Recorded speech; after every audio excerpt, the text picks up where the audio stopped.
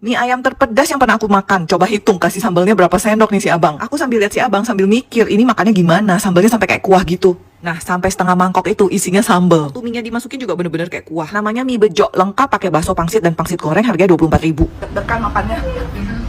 Ini sambal semua. Bukan kuah ya, ini sambal.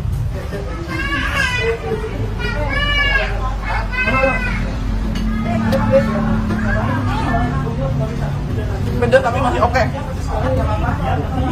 Coba lihat udah berapa suap.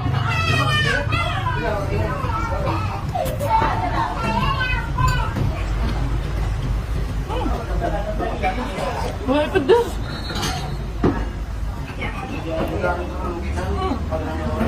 Pedas. Ini tuh lagi viral ya, 2 jam aja udah habis. Pagi-pagi udah laku 150 porsi nih, datang udah habis, ganti air dulu. Tungguin ya, besok aku bakal review menu mereka yang viral banget. Mie ayam Bang Gons.